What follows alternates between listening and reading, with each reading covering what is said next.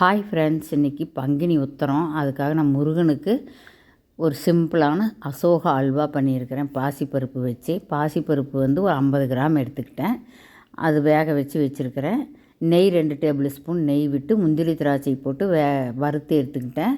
2 table spoon அந்த நெய்யிலேயே வந்து கோதுமை மாவு சேர்த்து நல்லா வறுத்து விட்டுட்டு, அந்த வேக வச்சு வச்சுருந்த பாசிப்பருப்பை எடுத்து நல்லா அந்த சட்டியில் ஒட்டாமல் வர்ற அளவுக்கு வதக்கி விட்டுக்கிட்டு, ஒரு 2 டேபிள் ஸ்பூன் திருப்பி நெய் விட்டுக்கலாம். நல்லா அந்த சட்டியில் ஒட்டாமல் வர்ற பதத்தில் 150 கிராம் சர்க்கரை எடுத்துக்கிட்டேன்.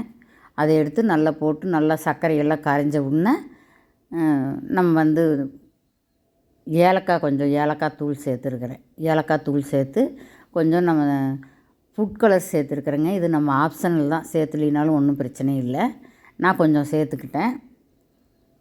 அப்புறம் திருப்பி ஒரு லாஸ்ட்டு டைம்லேயும் ஒரு டேபிள் ஸ்பூன் நெய் விட்டு நல்லா கிளறி விட்டோம்னா நல்லா சட்டியில் ஒட்டாமல் வந்துடும். இதுதான் பதம். எடுத்து நான் டெக்கரேட் பண்ணிக்கிட்டேன். அந்த முந்திரி திராட்சையெல்லாம் டெக்கரேட் பண்ணி ஒரு 4 பாதாம் பருப்பையும் கொஞ்சம் நல்லா சீவி விட்டுக்கிட்டேன். பிரசாதம் ரெடிங்க. நம்ம சாமி கும்பிட்டுறலாம்.